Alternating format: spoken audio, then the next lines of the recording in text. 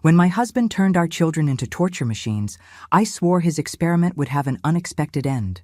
Today, as he rots in an isolation cell, I tend to the flowers in my garden, knowing that his science found its definitive conclusion.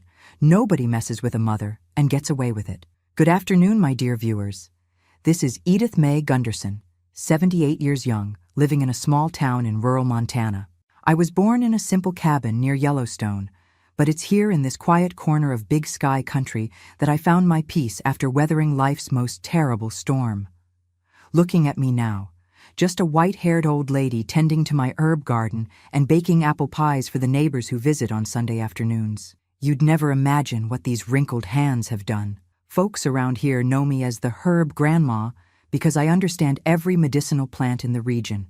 I have a small garden behind my house where I grow a little bit of everything: lavender, chamomile, echinacea, and other herbs that only us country folk know by name. The young people in town always come here for natural remedies when they're feeling under the weather. My home is simple but cozy. A small wooden house painted light blue with white window frames that overlook the creek. I have a colorful rocking chair on the porch where I spend afternoons watching the wildlife come and go. I live alone, but I never feel lonely. My plants and my 3 cats, Patches, Rusty, and Willow, keep me company. And on Sundays, I receive visits from my grandchildren who drive in from Bozeman to see me. What nobody imagines is that behind this sweet grandma is a woman who once faced hell itself. Because, my dears, some people paid dearly for messing with me and those I loved when I was younger. Very dearly. As we say here in Montana, those who poke the bear get the claws. And believe me, some got more than their fair share of claws because of me. If you enjoy my story, don't forget to give it a thumbs up and subscribe to the channel. Each like gives me more strength to continue sharing these stories that have stayed buried inside me for so long. And if you're watching this now, share it with a friend who you know has also been through tough times. And you, my friends who have faced difficult situations, comment below. Do you believe that sometimes you have to take justice into your own hands? Because you see, there are times when neither the police, nor man's justice, nor divine justice can handle the situation. There are times when we ourselves need to settle the score. Speaking of settling scores, get ready, because what I'm about to tell isn't a fairy tale. It's something that happened to me, with these eyes that will someday return to dust, with this body that has carried so much suffering.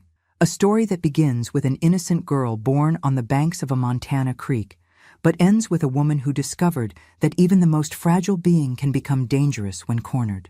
Let's go back in time to when I was just a barefoot girl running along creek banks, never imagining that life was preparing me to become my own husband's guinea pig, a man who confused love with scientific experimentation. But before I continue, know one thing.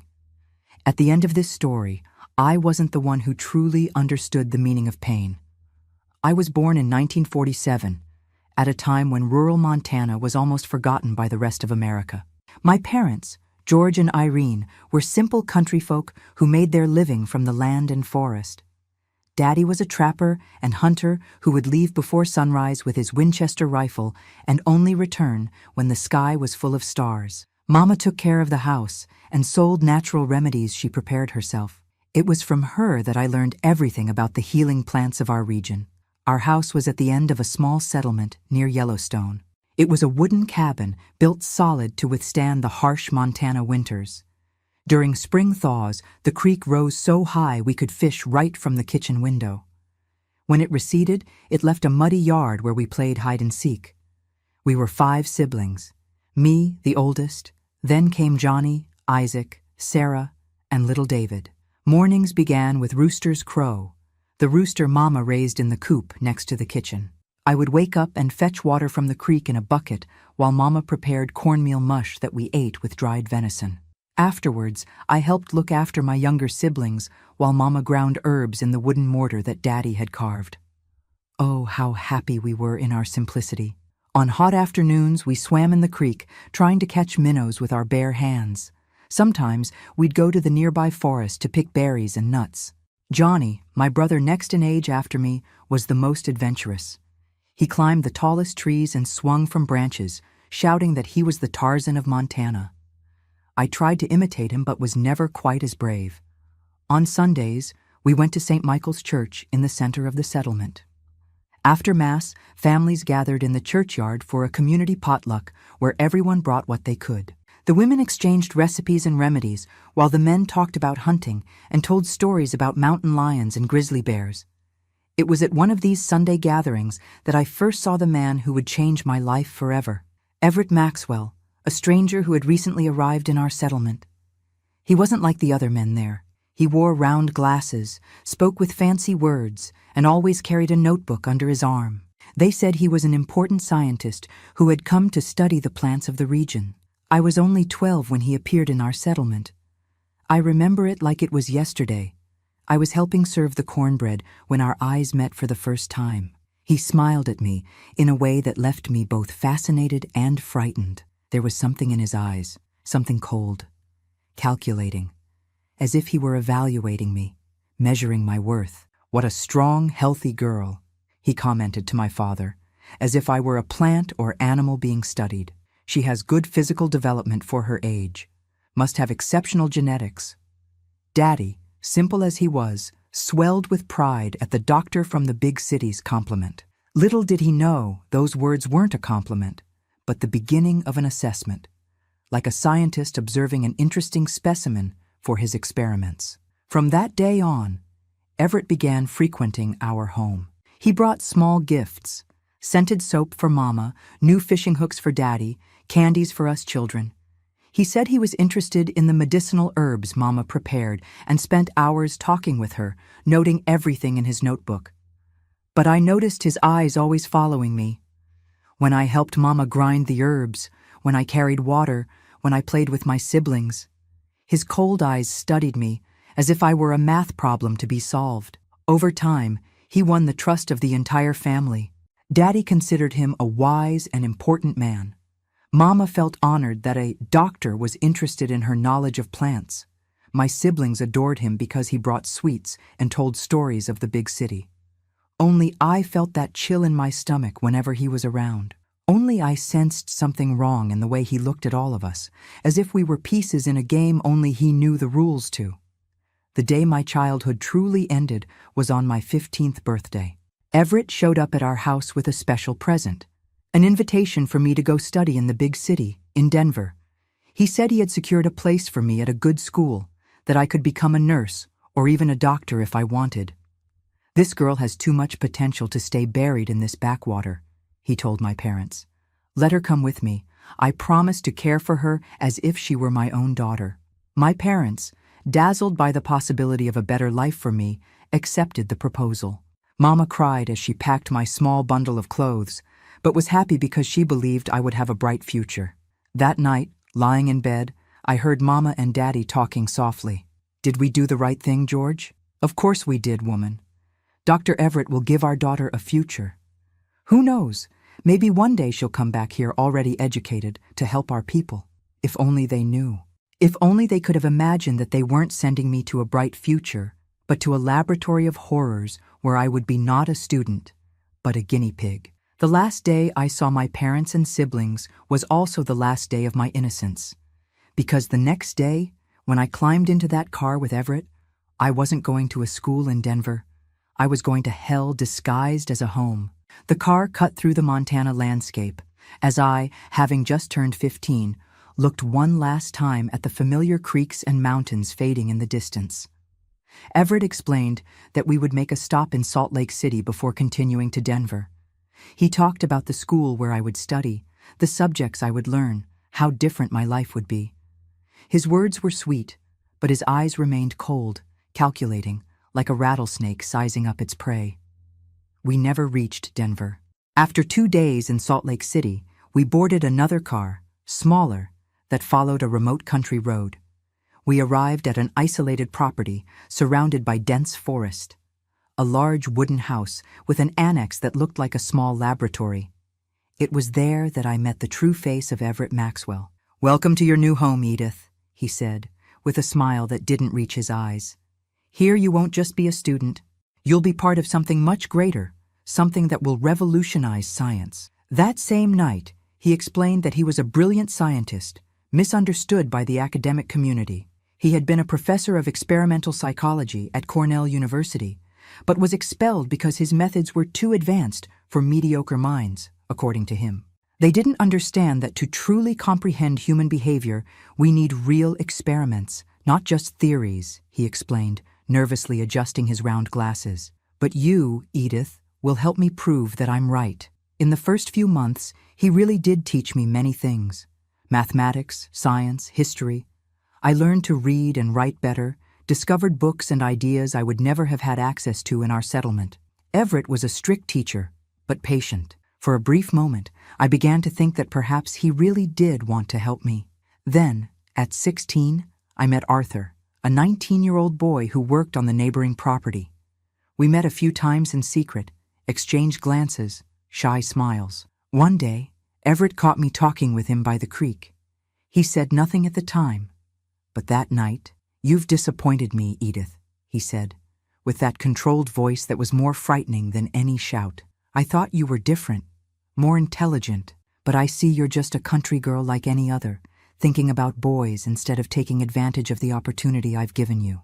It was the first time he locked me in the basement, a dark, damp room with only a thin mattress on the floor. I stayed there for 3 days, receiving only water and a little cornmeal. When I came out, I swore to myself that I would never look at Arthur or any other boy again. At 17, what I feared most happened. Everett asked me to marry him. It wasn't a request, really, but an announcement. "We'll get married next month," he declared during dinner. "I've already arranged the necessary documents.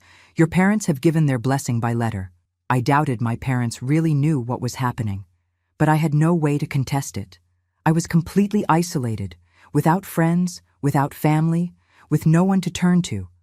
And so, in 1964, I became Mrs. Edith Maxwell, at 17, married to a 42-year-old man. It was after the wedding that the true horror began. Everett no longer bothered maintaining the facade of a benevolent teacher. He showed me his true project, studying the limits of human resistance to trauma inflicted by close people. "Current science only studies trauma after the fact," he explained, with that maniacal gleam in his eyes. "I want to document the process in real time, with control over all variables." At first, the experiments were simple: sleep deprivation, alterations in diet, social isolation. He meticulously noted each of my reactions in his black-covered notebooks. He measured my blood pressure, collected blood samples, recorded my weight, and even the frequency with which I cried. Then I got pregnant. Everett was ecstatic, not as a happy father, but as a scientist who had just received new equipment. "Perfect," he exclaimed. "Now we can expand the experiment to a second generation. Imagine the possibilities." My first child, Owen, was born in 1965. He was followed by Zelda in 1967, Jeremy in 1969, and little Catherine in 1971.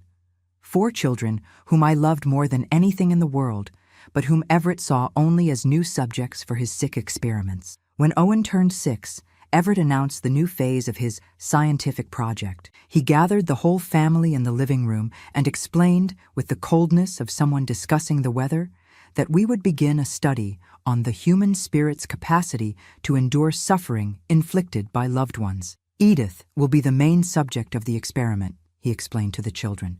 "You will be the stimulus agents. I will be the observer and document everything for posterity." The children, confused, looked to me for explanation. But what could I say? I myself barely comprehended the horror that was being announced. The next day it began. Everett had transformed one of the rooms into a kind of laboratory. There was a chair in the center, instruments on tables around it, and a corner with a desk where he sat to observe and take notes. "Owen," called Everett, "today you're going to learn how to apply a controlled, painful stimulus to your mother." My son, at 6 years old, looked frightened at his father, then at me. "I don't want to hurt Mommy," he said, his voice trembling. Everett's smile disappeared. "That's not an option, son. It's science. If you refuse, I'll have to apply the stimulus to you to document the difference in reaction between adults and children." That's how it began. My own son, forced to pinch me, pull my hair, give me small shocks with a device Everett had built. Meanwhile, my husband noted everything. How long it took me to cry, how my skin turned red, how my breathing changed. Over time, the stimuli got worse. Everett taught the children different methods of causing pain, always with that clinical language, devoid of emotion. Apply pressure to this point until your mother emits a sound of discomfort. Observe how the skin changes color when you press with enough force. The worst wasn't the physical pain. It was seeing my children being transformed into monsters against their own will. Seeing the terror in their eyes, the despair, the guilt. Everett constantly threatened them. If they refused to participate, they would be punished. If they didn't follow instructions correctly, they would go without food. If they showed too much empathy for me, they would be isolated in the basement. "It's for the good of science," he repeated. "You are privileged to participate in such an important study. One day, when I publish my results, the world will understand the value of what we did here."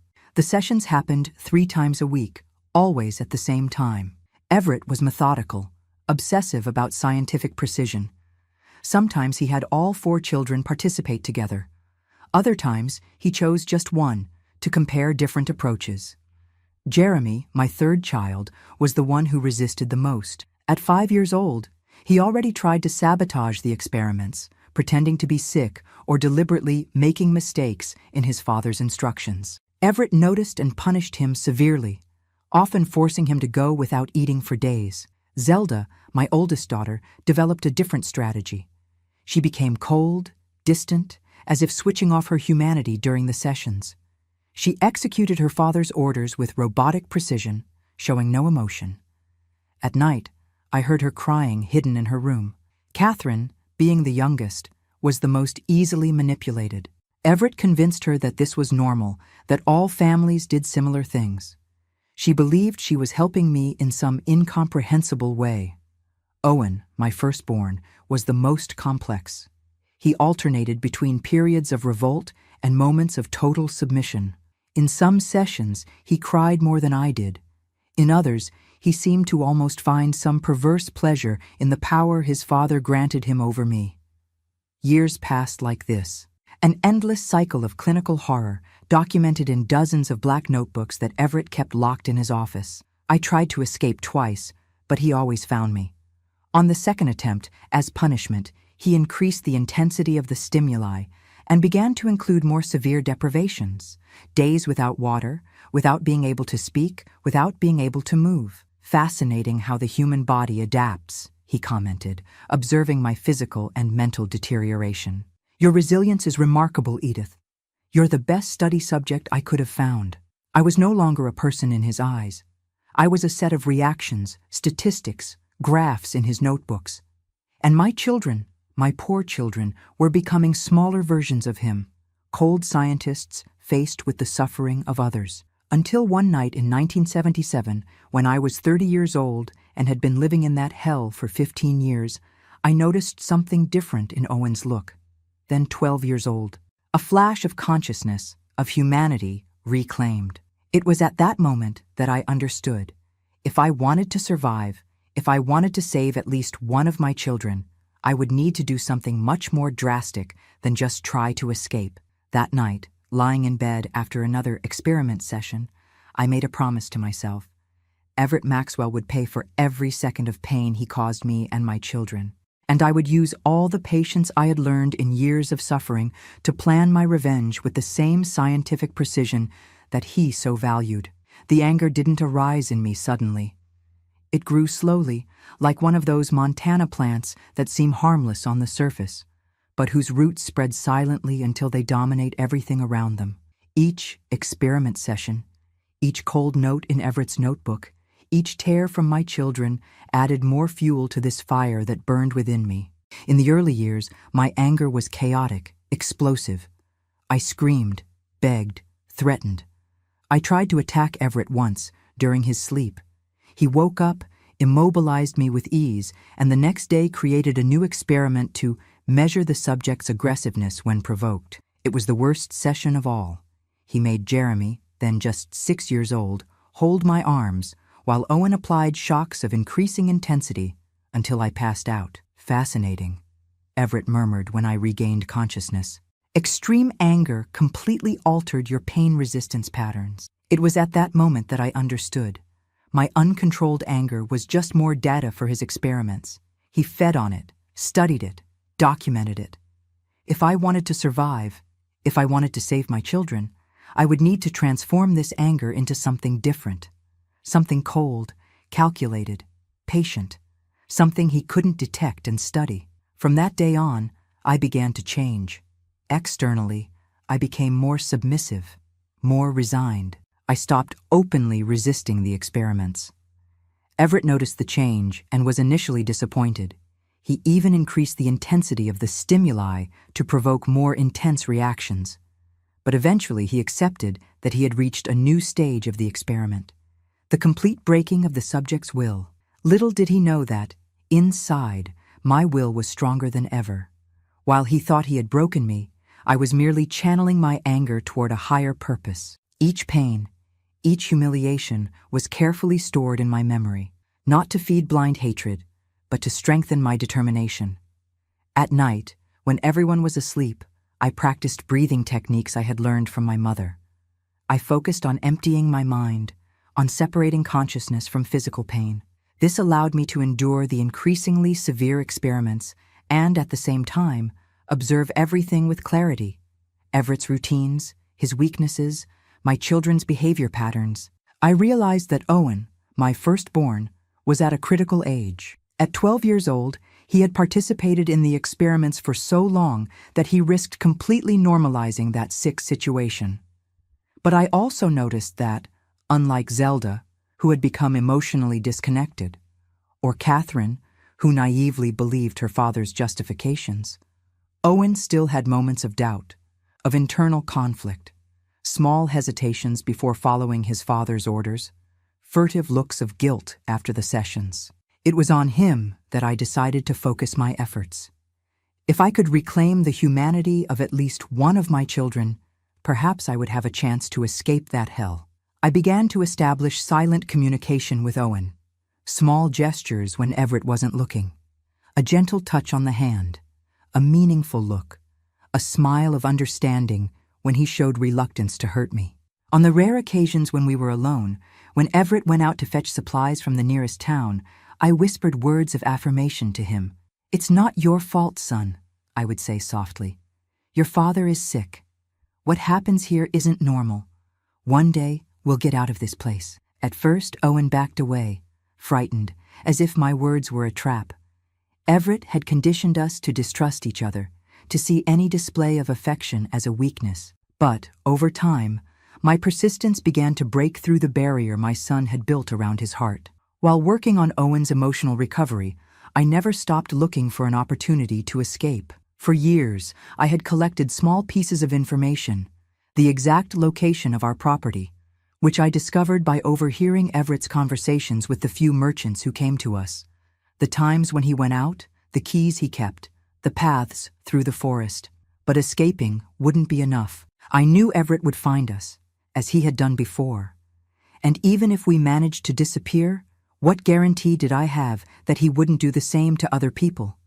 No, fleeing wasn't the final goal. It was just the first step in a larger plan.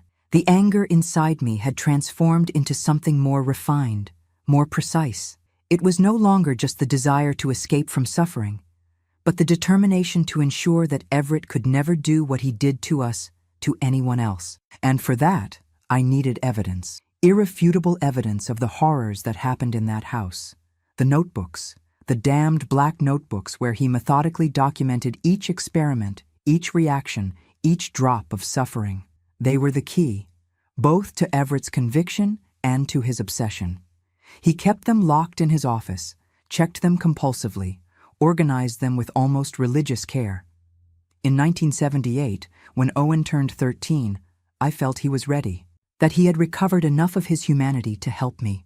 During one of the experiment sessions, when Everett asked him to increase the intensity of the shock he was applying to me, I saw the refusal in his eyes. He obeyed, because he had no choice. But at that moment, we established silent communication. A tacit agreement that this needed to end. That night, while Everett slept, Owen came to my room, something he hadn't done since he was very little. "Mom," he whispered, with teary eyes. "What we're doing is wrong, isn't it?" It was as if a dam had broken inside me. Years of contained emotions threatened to overflow, but I managed to maintain my composure. That wasn't the moment to fall apart. It was the moment to act. "Yes, son," I replied, holding his hands. "It's very wrong. Your father, he's not well. What he calls science is actually a sickness, and we need to stop it." In the following weeks, I began to prepare Owen.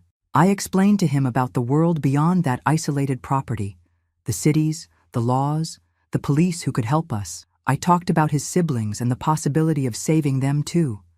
And most importantly, about the notebooks we needed to obtain as evidence. The opportunity arose when Everett announced he would make a 3-day trip to Denver to buy new equipment. It was the longest window we had ever had. Owen managed to find the key to the office, which Everett kept hidden in a secret compartment of his desk. When we finally opened the office door and saw the shelves full of black notebooks, all meticulously labeled by date, I felt a mixture of horror and validation. There were more than 50 notebooks, documenting 15 years of systematic torture. We leafed through some of them and found detailed clinical descriptions of each session, accompanied by graphs, tables, and even photographs. "He's crazy," Owen murmured, his voice trembling. "Completely crazy." "Yes," I agreed, "and that's why we need to stop him." That night, sitting by candlelight in my room, we elaborated our plan. We couldn't flee with all the notebooks. There were too many, and they would draw attention. We needed to choose the most incriminating ones, those that clearly showed the nature of the experiments and the forced involvement of the children. But as we read more of those horrible records, something in me changed. The cold, calculated anger I had cultivated for years began to warm again. Each page of those notebooks reignited the fury I had worked so hard to control. There was one notebook in particular, labeled Extreme Reactions of Subject A. I was Subject A, that documented the times Everett had taken me beyond the limits of consciousness. Detailed descriptions of how my body reacted to extreme pain, how long it took for me to pass out, how long to regain consciousness. All noted with the precision of someone recording the temperature on a thermometer. At that moment, I knew it wouldn't be enough to just escape and report Everett to the authorities. The anger I had tamed for so long returned with full force, but now it wasn't chaotic as before. It was focused, directed, relentless. "We'll do more than just flee, Owen," I said, closing the notebook. "We'll ensure your father never does this to anyone again." My son looked at me with a mixture of fear and understanding. He was only 13 years old, but the eyes that stared at me were those of someone much older, someone who had seen and done things no child should know. "What are you thinking, Mom?" he asked. I looked at the piles of notebooks, at Everett's meticulous notes, at the torture instruments he called scientific equipment. 15 years of pain, humiliation, lives destroyed in the name of perverted science. "I'm thinking that your father always wanted to understand the limits of human resistance," I replied, with a calmness that surprised even myself. "Maybe it's time we test his limits." The anger had transformed into something beyond hatred. It was crystalline certainty, absolute determination. Everett Maxwell would not only be stopped, he would experience firsthand the fruit of his own methods. And I, whom he considered merely a study subject, would be the scientist responsible for his final experiment. On the eve of Everett's return, as Owen and I finalized preparations for our escape, I couldn't stop thinking about the notebooks, the cold notes, the photographs of my suffering. It wasn't just my pain that moved me. It was the awareness that if we didn't stop him definitively, he would find other victims, create other laboratories. It was then that I knew, with absolute certainty, that my anger would never die until I transformed Everett Maxwell from scientist to guinea pig, until he understood, in his own skin, the true meaning of his experiments on trauma and resilience. In 1978, at 31 years old, I began to meticulously plan what would be not just our escape, but the complete destruction of Everett Maxwell. The 15 years I spent as his guinea pig taught me valuable lessons: patience, detailed observation, and mainly, how to think like him. As I read his experiment notebooks, I realized I could use his own scientific method against him. Everett was obsessive about controlling variables. He created controlled environments for his experiments, isolating each factor to measure its exact consequences. This same obsession would be his downfall. A good experiment, he used to say during his torture sessions, eliminates all unwanted variables and maintains only those we want to study. I spent weeks studying his behavior patterns, his routines, his weaknesses. Everett was a man of rigid habits.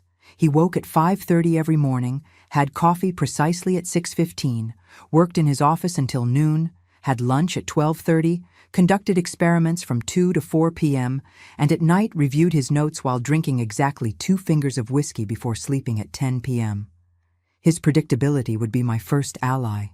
The second would be his pride. Everett had absolute confidence in his intellectual superiority. He believed that no one, especially a country girl without formal education like me, could surpass him in intelligence or planning. The third ally would be his own obsession.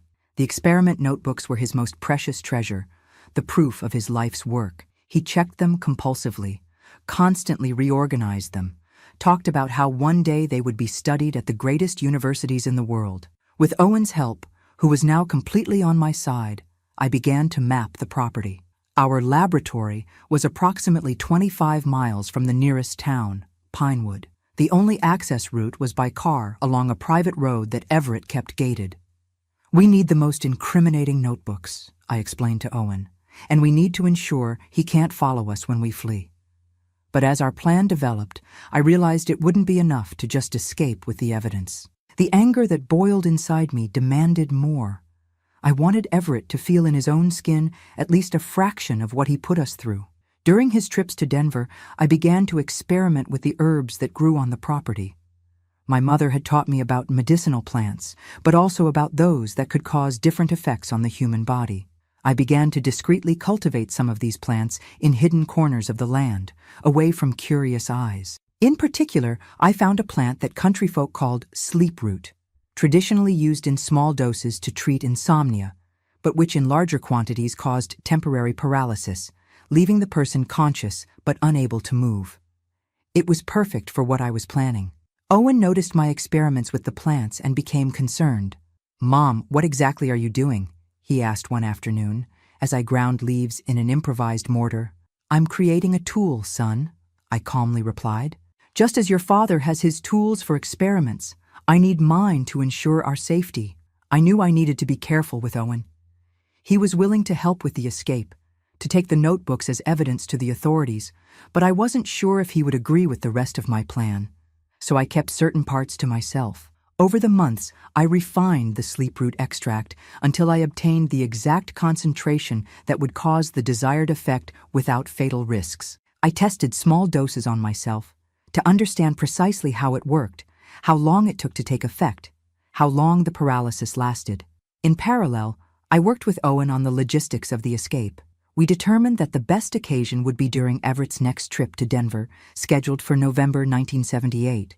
He would go to buy new equipment and would be gone for 3 days. "We'll take the small car," I planned with Owen. "Not his main car," he would notice immediately. "The old farm truck is slower, but we can drive it through the back roads where the main car can't go." I carefully calculated the time needed to drive to Pinewood, about 3 hours if we maintained a steady pace. From there, we would catch a bus to Denver, where we would look for the police. But our plans changed drastically when in October 1978, Everett announced an evolution in his experiments. "The time has come to test more extreme limits," he declared during dinner, with that maniacal gleam in his eyes that I knew all too well. "Until now, we've documented Subject A's response to physical and psychological pain at controlled levels. But true science needs to go beyond." He explained, with the coldness of someone discussing the weather, that the next sessions would involve severe stimuli with risk of permanent damage. He showed a new set of instruments he had created, capable of causing more serious injuries. "Naturally," he added, sipping his water, "we'll need control subjects for comparison. Zelda and Jeremy will participate in this phase as secondary guinea pigs." I felt my blood freeze in my veins. It was one thing for him to torture me. I had learned to endure, to survive. It was completely different for him to expand the experiments to include my other children, not just as stimulus applicators, but as direct victims. That night, after everyone went to sleep, Owen came to my room, pale and trembling. "Mom, he's really going to hurt Zelda and Jeremy," he whispered. "We have to do something now. We can't wait until November." He was right. Our timeline needed to be accelerated. But the urgency also meant more risks, less preparation, and mainly, less chance to execute the part of the plan I kept secret. My personal revenge against Everett. In the following days, I refined the final details of the plan. I selected the most incriminating notebooks, those that documented most clearly the nature of the experiments and the forced involvement of the children. Owen managed to hide a small waterproof bag near the road with some basic supplies for the journey. The hardest part was deciding about Zelda, Jeremy, and Catherine. Ideally, we would take them all with us. But Zelda, at 11 years old, had become almost an extension of Everett. She followed his orders without question, had internalized his distorted vision of science. Jeremy, at 9 years old, alternated between periods of open revolt and terrified submission. And Catherine, at only 7 years old, hardly knew another way of life beyond that laboratory of horrors. "We can't risk telling them," I explained to Owen. "Zelda might warn your father, and the younger ones might let something slip unintentionally."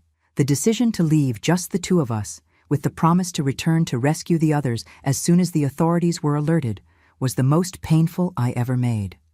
But I knew it was our best chance. However, there was something more that I didn't share with Owen, something I planned for the night before our escape.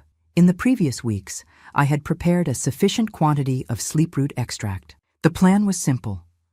On the night before we left, I would put the extract in the whiskey Everett drank before bed. When he was paralyzed, conscious but unable to move or speak, I would take him to the laboratory. There, I would tie him to the same chair where he tortured me for years. And then, with the same scientific coldness that he so valued, I would conduct my own experiment. I would use his own instruments, his own methods. I would document each reaction, each drop of sweat, each change in breathing. I wanted him to understand, firsthand, what it meant to be reduced to a study subject. I didn't plan to kill him. That would be too merciful. I wanted to leave him alive, but marked just as he marked me.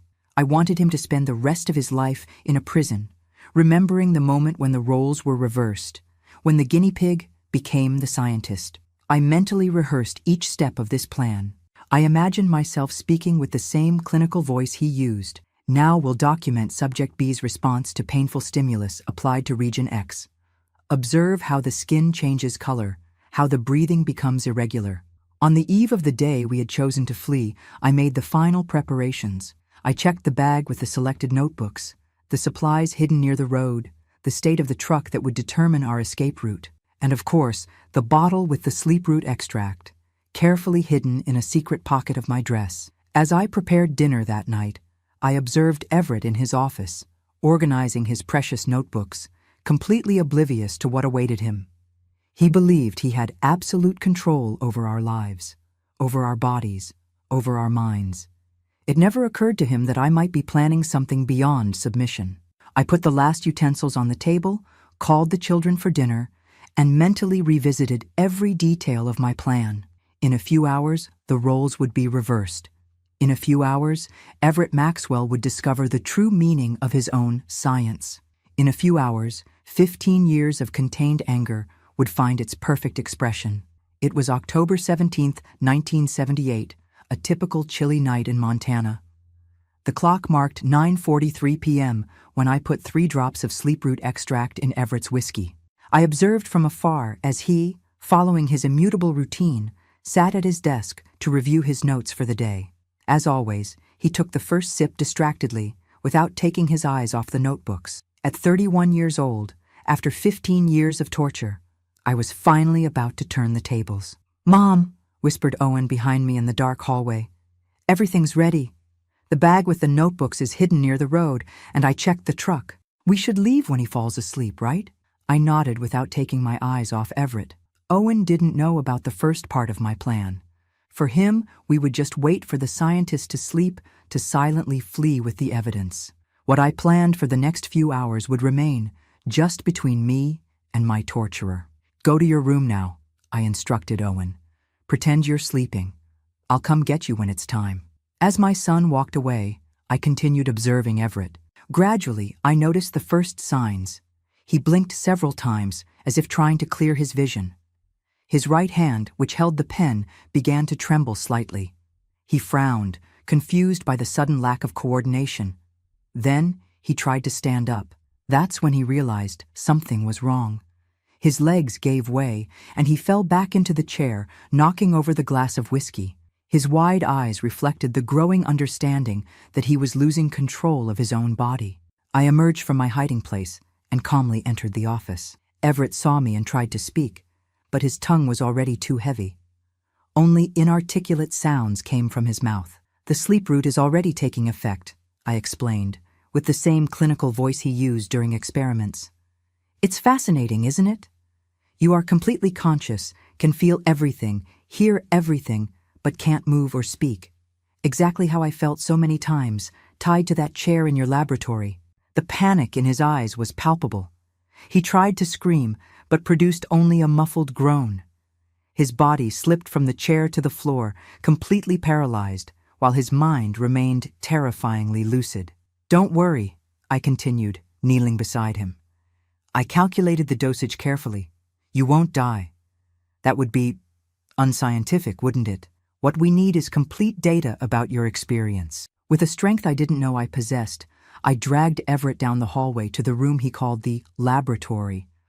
I positioned him in the central chair, the same one where I had been tortured countless times, and tied his arms and legs with the leather straps he himself had installed.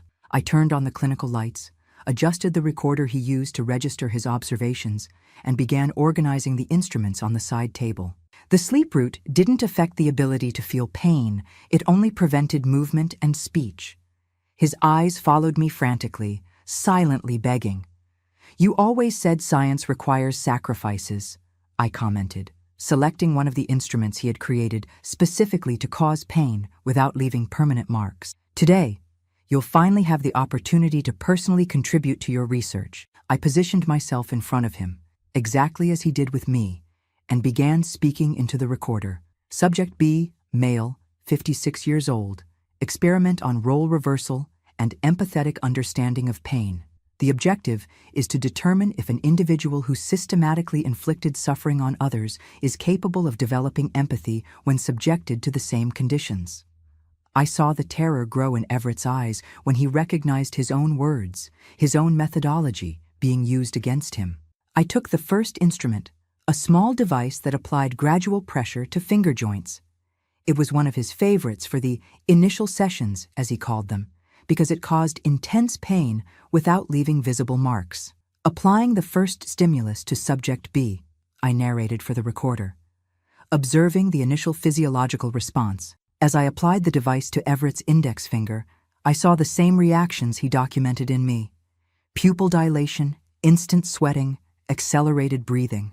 Although he couldn't scream, involuntary tears ran down his face. Fascinating, I commented, using his characteristic expression.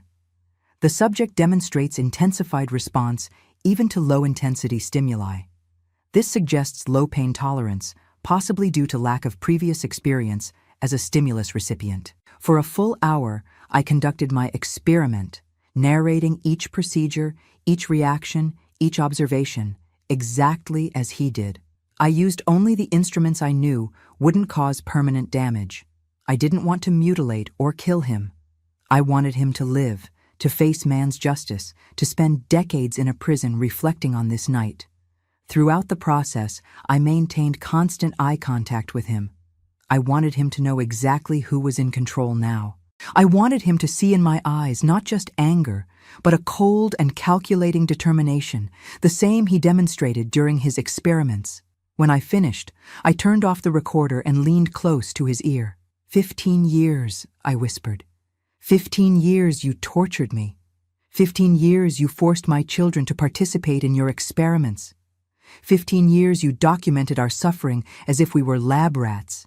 I picked up one of the notebooks I had separated, the most recent, where he detailed his plans for the severe stimuli with risk of permanent damage he intended to apply to Zelda and Jeremy. This ends today, I continued. Not just for me and Owen, who are leaving, but for everyone. Your precious notebooks, your great contribution to science, will be handed over to the authorities. And this recorder, with the record of your first and last experiment as a guinea pig, will be the cherry on top. I put the recorder in the bag where I had already placed the selected notebooks. Then, I took a syringe I had prepared with a second dose of sleep root extract. This will keep you paralyzed for another 12 hours, I explained, injecting the liquid into his arm. Enough time for us to be far away from here when you regain movement. Everett's eyes begged, I don't know if for mercy or for a more complete explanation. I decided to give him what he always denied me, the unfiltered truth. You believed you were creating a scientific masterpiece, but all you did was meticulously document your own crimes, I said, putting away the empty syringe. Each note, each record, each photograph you took thinking you were proving your theories will be used to condemn you. The irony is almost scientific, don't you think? I stood up and arranged the instruments exactly as he did after each session. I cleaned them carefully, placed them in order by size on the metal tray. Everett watched me, motionless except for his eyes that followed my every movement. Oh, I almost forgot, I said, taking his notebook and a pen. I opened it to a blank page and wrote with handwriting as similar as possible to his. Final experiment, when the researcher becomes the researched. Conclusion. Pain is more revealing when experienced than when observed. I placed the open notebook on his chest. A small souvenir for when you wake up, something to reflect on during the next years in prison. I left the laboratory and went straight to Owen's room. He was sitting on the edge of the bed, fully dressed, with wide eyes of anxiety. It's time, I whispered. Take only the essentials. We have a long way ahead. And Dad? He asked, his voice trembling. He drank more than usual today, I lied. He's in a deep sleep. He won't wake up until tomorrow. Owen nodded, relieved. He was just a 13-year-old child who, despite everything he had been through, still couldn't conceive the idea of completely abandoning his father. I would spare him that burden. What happened in that laboratory would remain between me and Everett. Before we left, I stopped at the door of my other children's rooms. Zelda slept curled up, as if even in dreams she was protecting herself. Jeremy was sprawled on the bed, snoring softly. And Catherine, my little one, hugged the small cloth doll I had made for her. We'll come back for you, I silently promised. Sooner than you imagine. Owen and I silently left the house. The night was clear, with millions of stars shining over the Montana forest. We retrieved the bag with the notebooks and the recorder I had hidden near the road and boarded the small farm truck. Drive as quietly as possible until we're far enough away, I instructed Owen. By dawn, we'll be close to Pinewood. As we drove along the dark roads, I looked back one last time. The laboratory house was silent, with only one light on, the one in the office where Everett had begun his night, without imagining how it would end. I felt a strange mixture of emotions: relief for finally escaping, pain for leaving 3 children behind, and a somber satisfaction for having, finally, reversed roles with my torturer.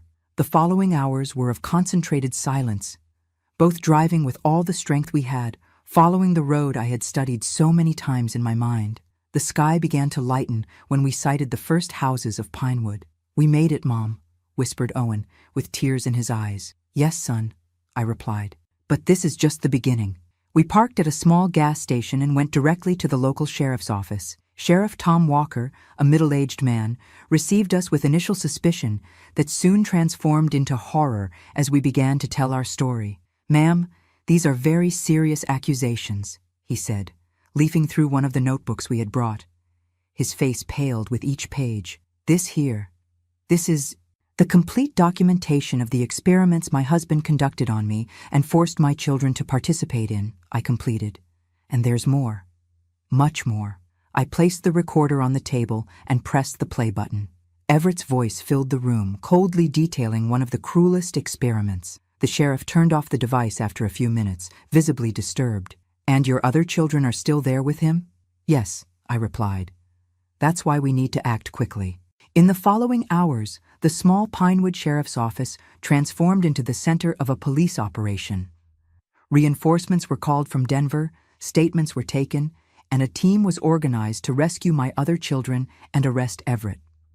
Owen and I were taken to a small local clinic for examinations. The doctor, a young recent graduate, couldn't hide his shock at seeing the scars on my body, physical marks of years of experiments. "I've never seen anything like this," he murmured, documenting each mark for the police report. By nightfall, we received the news. The police had arrived at the property, found Everett still tied to the laboratory chair, and rescued the 3 children. They were all on their way to Pinewood. When I finally saw them entering the sheriff's office, I couldn't contain my tears. Zelda, Jeremy, and Catherine seemed confused, frightened, but unharmed. They ran into my arms, even Zelda, who in recent years had become so distant and cold. "He said you had abandoned us," sobbed Zelda, "that you didn't want to be part of the family anymore." "Never," I replied, hugging them tightly. "We left to seek help, to end that nightmare once and for all." Over my children's heads, I saw when 2 police officers brought in a handcuffed Everett. He seemed smaller somehow, without his white coat and authoritative posture. Our gazes met, and I saw something I had never seen before in his eyes: fear, genuine fear of me, the woman he thought he had completely broken, but who ended up being his downfall. "That man," began Sheriff Walker, approaching us. "He's not a man," I interrupted. "He's a monster disguised as a scientist, and now the whole world will know it." In the following weeks, the case gained national repercussion. Journalists from all over America came to Denver, where we were staying under police protection, to hear the story of the Montana Laboratory of Horrors, as it was called by the press. Everett's notebooks were examined by specialists who confirmed the authenticity of the records. The recordings, both those made by him over years and the one I made on the night of the escape, were attached to the case. The medical reports documenting the marks on my body and the psychological trauma in all of us completed the macabre puzzle. Everett was indicted for torture, false imprisonment, mistreatment, psychological abuse, and a list of other crimes. He initially denied everything, claiming it was legitimate scientific research with the participants' consent. But the notebooks, written in his own handwriting, told a different story. The trial took place in Denver 6 months after our escape. I was there, sitting in the front row, when the sentence was read: 30 years in prison without possibility of parole. I didn't smile, didn't celebrate. I just observed as he was taken out of the courtroom, now officially recognized as the monster he always was. That night, staying with my children in a small inn in Denver, I looked out the window at the Rocky Mountains and felt, for the first time in 15 years, that I could breathe freely. Justice had been done, not just by the law of men, but also by my own hands, on that night in the laboratory when I reversed roles with my torturer. Everett Maxwell, the man who believed he could reduce human beings to mere data in his notebooks, was now just a number in the prison system. And I, the guinea pig he thought he had completely broken, was responsible for his fall. After the trial, in 1979, we began a completely new life. With the money from the sale of Everett's property, which came to us after the divorce, and a small indemnity from the state, we moved to Parentons, Montana. I chose this town because it was far enough from our painful memories, but still within the Montana region that, despite everything, was our home. We bought a simple wooden house painted light blue with a view of the creek. In the first few months, we all slept in the same room. The 5 of us piled on mattresses on the floor, unable to bear separation, even if just by a wall. The fear that Everett would somehow escape and find us haunted our dreams. But gradually, with the certainty that he was securely locked in a maximum security prison in Denver, we began to relax. The children were enrolled in the local school, for the first time in their lives for the younger ones. I found work as an assistant at the town pharmacy, where my knowledge of medicinal herbs was valued. The most surprising transformation was in my sleep. For 15 years under Everett's domain, I could barely close my eyes without being assaulted by nightmares. I would wake up screaming in a cold sweat, reliving the experiment sessions. But after that night in October 1978, when I finally delivered justice with my own hands, The nightmares gradually diminished until they disappeared completely. "You're sleeping better, Mom," observed Owen, about a year after our move. He himself still had occasional nightmares, but was improving. "Yes, son," I replied, "because now I know he's experiencing the same fear he made us feel. Justice brings peace." Our new life in Pinewood was simple, but dignified. I planted a small garden behind the house where I cultivated the medicinal herbs I had learned from my mother. People from town began to seek me out for small health problems. An infusion for stomach pain, a tea for insomnia, a poultice for wounds. "The herb lady," they called me with respect. No one there knew about our past. For them, we were just a family from elsewhere looking to start over. And that was exactly what we needed. Anonymity, normality, a space to heal our wounds without the weight of the notoriety the case had brought. Years passed. The children grew up. Owen, who had been my accomplice in the escape, graduated as a teacher and began teaching at the local school. Zelda, who for so long was the most affected by her father's manipulation, found peace working as a nurse. Jeremy became a forest ranger, spending long days in the wilderness. Perhaps nature helped wash away the memories. And Catherine, my little one, followed in my footsteps, learning about medicinal plants and eventually opening her own natural products store. In 1985, I received a letter from the lawyer who had handled our case. Everett had died in prison, not violently, but from a degenerative disease that gradually paralyzed him. I found myself wondering if, in his final days, immobile in an infirmary bed, he remembered that night when he experienced the same impotence he had imposed on me for so many years. I felt no joy at the news of his death, but no grief either. Just a sense of closure, like closing the last page of a dark book. I didn't immediately tell the children. Each of them dealt with the memory of their father in their own way, and I didn't want to reopen healed wounds. It was Owen who finally asked, about 2 months later, "Mom, do you think we'll ever receive news of him?" We were sitting on the porch, watching the sunset over the creek. I looked at my son, now a 20-year-old man, and decided he deserved to know the truth. "We already have, son. He died 2 months ago." Owen was silent for a long time, his eyes fixed on the horizon. Then finally he spoke. "You know, Mom, sometimes I wonder what really happened that night, when we escaped." I felt my heart race. "What do you mean?" "You said he was drunk, sleeping, but when the police found him, he was tied to the laboratory chair. How did he get there?" We had never talked about this. In the confusion of subsequent events, the rescue of the other children, the trial, the move to Pinewood, this question had never been directly asked. I looked into my son's eyes and saw that he knew, or at least suspected, that there was more to the story than I had told. He was too intelligent not to have noticed the inconsistencies.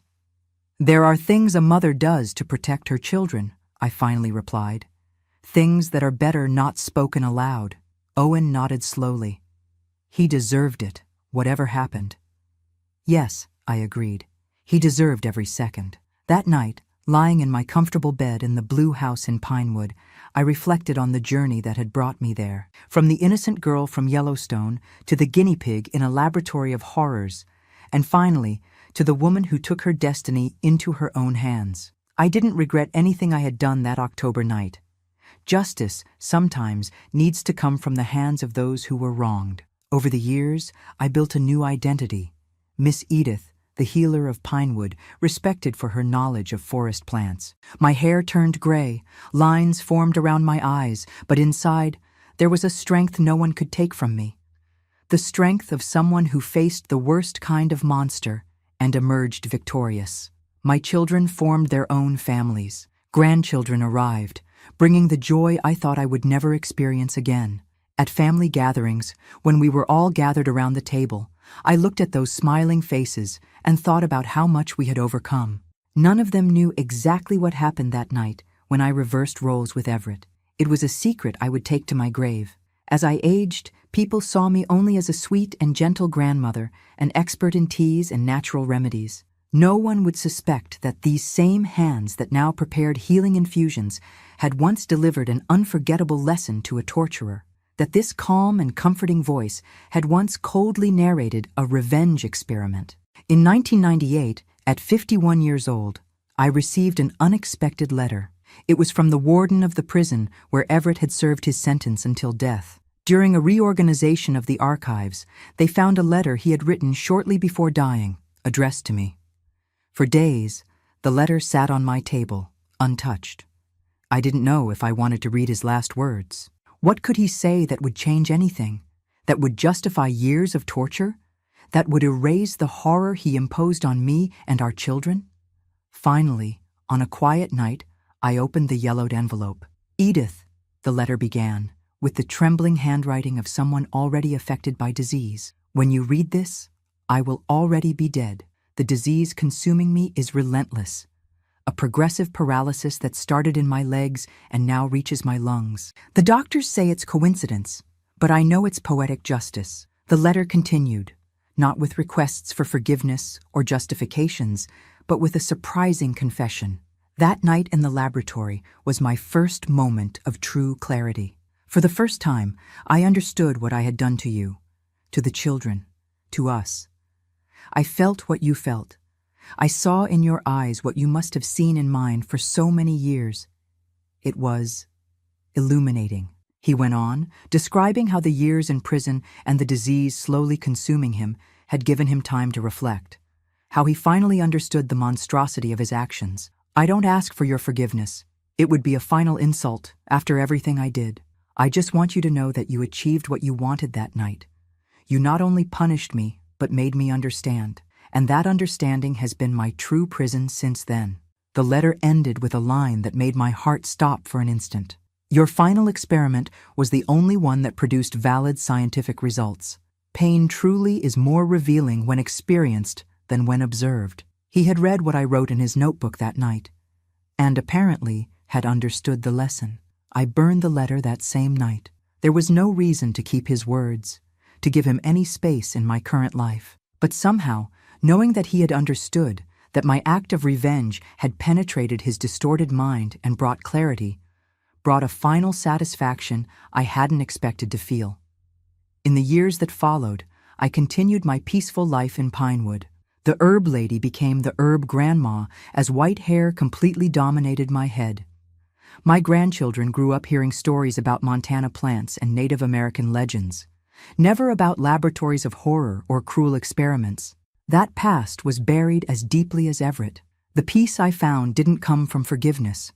I never forgave Everett and never felt the need to do so. It came from the certainty that justice had been done, by my own hands and by the laws of men, that my children were safe, healed as much as possible from the scars they carried, and that I had survived, not just as a victim, but as the architect of my torturer's downfall. When people asked me how I managed to be so serene, so at peace with myself, despite advanced age and life's difficulties, I would just smile and say, "I learned long ago that we reap what we sow, and when we plant justice, we harvest peace." What they didn't know was that justice sometimes needs to be planted with one's own hands, and that the peace I enjoyed came not just from having escaped hell, but from having ensured that the demon who created that hell experienced, if only for one night, the fire he ignited.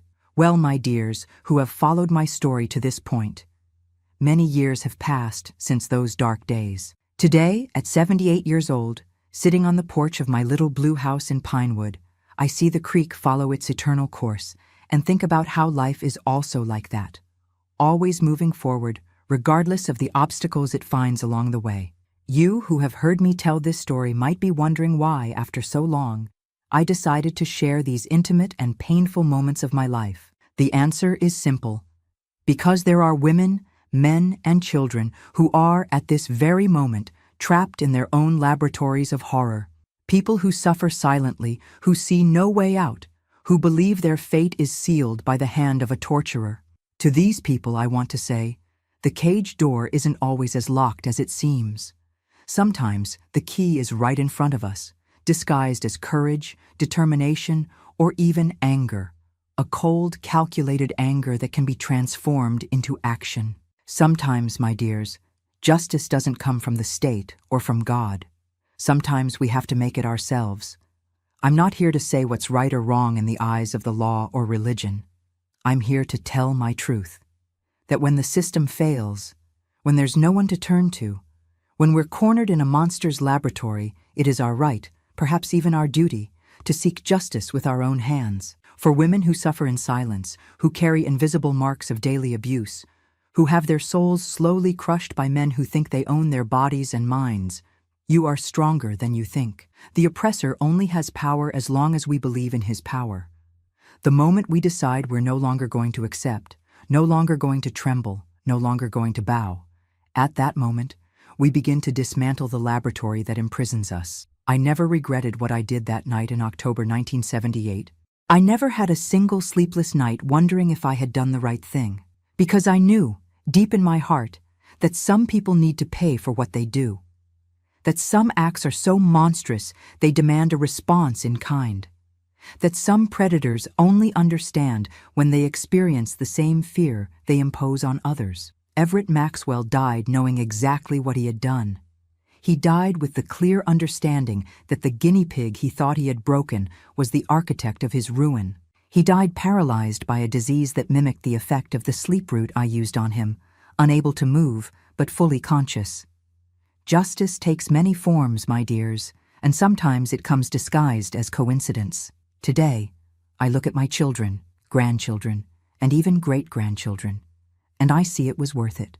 Worth every drop of sweat, every tear, every moment of fear during the escape, every night planning revenge, because they are alive, free, and, as much as possible, healed. Because I broke the cycle of abuse that could have continued for generations. If you know someone who hurt a child, a woman, an innocent person, remember my story.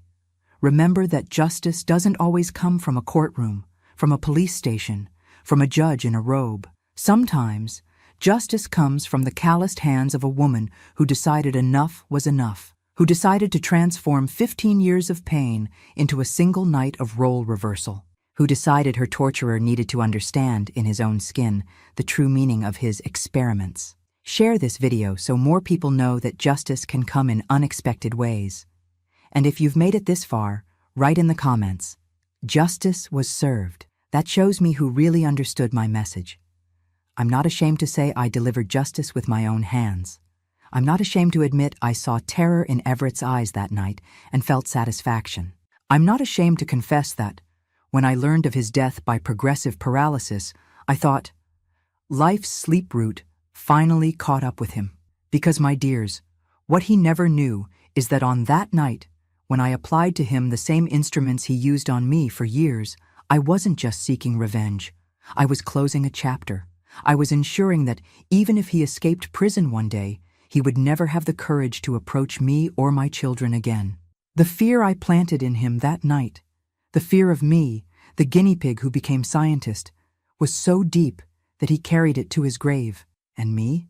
I sleep like an angel every night since then, because I know I did what had to be done, because I know my children are safe, because I know Everett Maxwell, wherever he is, still remembers the night when the guinea pig turned the tables. Justice, my dears, sometimes has the face of an ordinary woman, with hands calloused from working hard, with eyes that have seen hell, and with the determination of someone who has nothing more to lose. Justice sometimes is ourselves, and if that makes me a criminal in the eyes of some, so be it. I'd rather be a living criminal with healthy children and a clear conscience than a perfect victim dead in a laboratory of horrors in Montana. Life taught me that liberating justice rarely comes without a price. I paid mine. Everett paid his.